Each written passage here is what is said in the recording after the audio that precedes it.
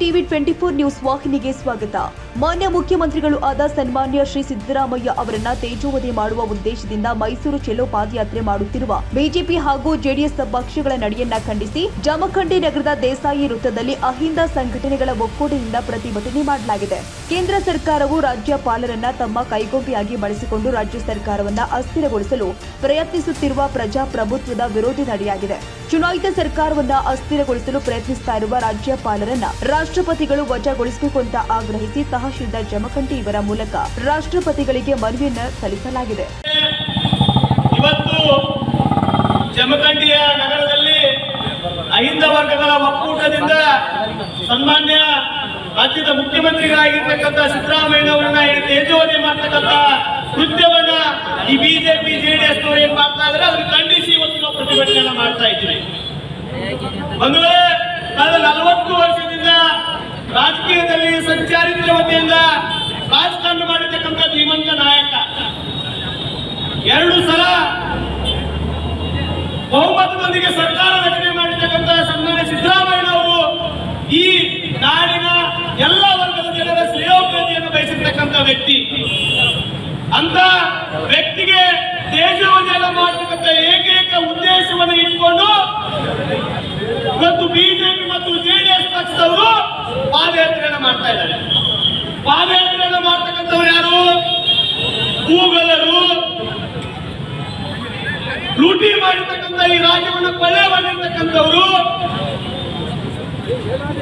ಇಡೀ ರಾಜ್ಯದ ಮಹಿಳೆಯರ ಮಾನವನ ಮರ್ಯಾದೆಯನ್ನು ಹಾದಿ ಬೀದಿಯಲ್ಲಿ ತೆಗೆದಿರ್ತಕ್ಕಂಥ ಕುಟುಂಬದವರು, ಚೆಕ್ ಮುಖಾಂತರ ಸಹಿ ಮಾಡಿ ಜೈಲು ಹೋಗಿರ್ತಕ್ಕಂಥವ್ರು ಇವತ್ತು ಪಾದಯಾತ್ರೆಯನ್ನ ಮಾಡ್ತಾ ಇದ್ದಾರೆ. ಪಾಪದ ಯಾತ್ರೆ.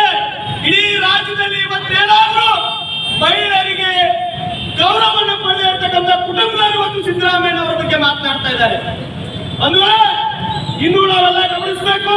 ಕಳೆದ 1 ತಿಂಗಳಿಂದ ರಾಜ್ಯದಲ್ಲಿ ಪ್ರವಾಹ ಬಂದಿದೆ, ರೈತರು ಸಂಕಷ್ಟದಲ್ಲಿದ್ದಾರೆ, ಜಾನುವಾರುಗಳಿಗೆ ಮೇವಿಲ್ಲ ಅಂತಂದ್ರಲ್ಲಿ ನಮ್ಮ ಜಮಖಂಡಿ ಶಾಸಕರು ಮೈಸೂರು ಚಲೋ ಪಾದಯಾತ್ರೆಯಲ್ಲಿ ಭಾಗಿಯಾಗಿದ್ದಾರೆ.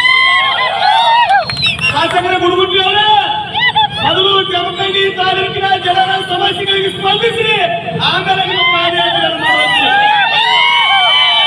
ನಾವು ಪಾದಯಾತ್ರೆಯನ್ನು ಮಾಡ್ತೀವಿ, ನೀವು ರೈತರಿಗೆ ಏನೇನು ಮಾಡಿದ್ರಲ್ಲ ಆ ಎಲ್ಲ ವಿಚಾರಗಳನ್ನು ಇಟ್ಕೊಂಡು ನಾವು ನಿಮ್ಮ ಗುಡುಗುಟ್ಟಿ ವ್ಯಕ್ತಿ ಪಾದಯಾತ್ರೆಯನ್ನು ಮಾಡೇ ಮಾಡ್ತೀವಿ. ಇಂಥ ಶಾಸಕರಿಗೆ ನಾವು ಏನು ಮಾಡಬೇಕು ಅನ್ನೋದನ್ನ ಮುಂದಿನ ದಿನಗಳ ಉತ್ತರ ಮಾಡ ಈ ಭಾಗದ ಅಹಿಂದ ವರ್ಗ ಜನರೆಲ್ಲ ಉತ್ತರ ಕೊಡಬೇಕಾಗಿದೆ.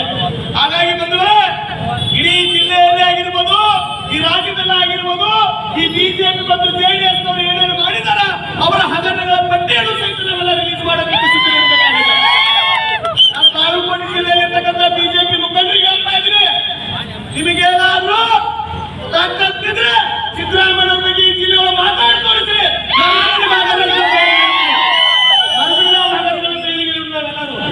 ಅದಕ್ಕೆ ಯಾರು ಮಾತಾಡ್ತಾ ಇಲ್ಲ. ಈ ಗುಡುಗುಂಟೆಯವರು ಗೊತ್ತಾಗಿಲ್ಲ, ಅವ್ರು ಪಾದಯಾತ್ರೆ ಹೋಗಿಲ್ಲ, ಯಾರು ಪಾದಯಾತ್ರೆ ಹೋಗಿಲ್ಲ. ಹಾಗಾಗಿ ಬಂಧುಗಳೇ, ಯಾಕೆ ಈ ಮಾತನ್ನ ನಾವು ಗಂಭೀರವಾಗಿ ಹೇಳ್ತಾ ಇದ್ದೀವಿ ಅಂದ್ರೆ, ಸ್ವತಂತ್ರ ಸಿಕ್ಕಿ 75 ವರ್ಷ ಆದ್ರೂ ಸಹಿತ ಯಾರು ಅಹಿಂದ ವರ್ಗವನ್ನು ಪ್ರತಿನಿಧಿಸ್ತಾ ಇದ್ರು ಅವರಿಗೆ ಈ ರೀತಿಯಾಗಿರ್ತಕ್ಕಂಥ ತೇಜೋವಧೆ ಮಾಡಿದ್ದಾರೆ. ಇದು ಸಿದ್ದರಾಮಯ್ಯ ಅವರಿಗೆ ಮಾತ್ರ ಅಲ್ಲ, ದೇವರಾಜ್ ಅರಸು ಅವರಿಗೂ ಸಹಿತ ಇದೇ ರೀತಿ ಮಾಡಿದ್ರು, ಧರಮ್ ಸಿಂಗ್ಗೂ ಇದೇ ರೀತಿ ಮಾಡಿದ್ರು, ಬಂಗಾರಪ್ಪನವ್ರಿಗೂ ಇದೇ ರೀತಿ ಮಾಡಿದ್ರು, ವೀರಪ್ಪ ಮೊಯ್ಲಿ ಅವರಿಗೂ ಇದೇ ರೀತಿ ಮಾಡಿದ್ರು. ಈಗ ಸಿದ್ದರಾಮಯ್ಯನವರ ಸರಿದಿ ಯಾವುದೇ ರೀತಿಯಾಗಿರ್ತಕ್ಕಂಥ ಇವರನ್ನ ಕೆಳಗಿಳಿಸಬೇಕಂತ ಏಕೈಕ ಉದ್ದೇಶ ಇಟ್ಕೊಂಡು ಈ ರೀತಿ ಮಾಡ್ತಾ ಇದ್ದಾರೆ. ಈ ರಾಜ್ಯದ ಜನ, ಅಹಿಂದ ವರ್ಗದ ಜನ ಎಲ್ಲವನ್ನ ಅವಲೋಕನವನ್ನು ಮಾಡ್ತಾ ಇದ್ದೀವಿ. ನಾವು ಸಿದ್ದರಾಮಯ್ಯನವರ ಪರವಾಗಿದ್ದೀವಿ. ಯಾವುದೇ ರೀತಿಯಾಗಿರ್ತಕ್ಕಂಥವ್ರಿಗೆ ಸಣ್ಣ ಕಪ್ಪು ಚುಕ್ಕೆ ಆದರೂ ಸಹಿತ ಈ ರಾಜ್ಯ ಹತ್ತೂರಿನಲ್ಲಿ ಯಾವುದೇ ರೀತಿ. ಹಾಗಾಗಿ ನಾವು ಮುಂದಿನ ದಿನಮಾನಗಳಲ್ಲಿ ಸಿದ್ದರಾಮಯ್ಯನವರು ತೇಜೋವಧೆಯನ್ನು ಮಾಡ್ತಕ್ಕಂಥವ್ರನ್ನ ಬೃಹತ್ ಪ್ರಮಾಣದ ಪ್ರತಿಭಟನೆಗಳು ಹಮ್ಮಿಕೊಂಡು ನಾವು ಪರವಾಗಿ ಇರ್ತೀವಿ ಅಂತಕ್ಕಂಥ ಮಾತನ್ನು ಹೇಳಿ ನನ್ನ ಮಾತನ್ನು ಮುಗಿಸ್ತಾನೆ. ಎಲ್ಲರಿಗೂ ನಮಸ್ಕಾರ. ಜೈ ಜೈ ಕನ್ನಡ. ತಾಜಾ ಸುದ್ದಿಗಾಗಿ ಟಿವಿ 24 ನ್ಯೂಸ್ಗೆ ಸಬ್ಸ್ಕ್ರೈಬ್ ಮಾಡಿ ಮತ್ತು ಬೆಲ್ ಐಕಾನ್ ಒತ್ತಿ ತಪ್ಪದೇ ಲಿಂಕ್ ಶೇರ್ ಮಾಡಿ.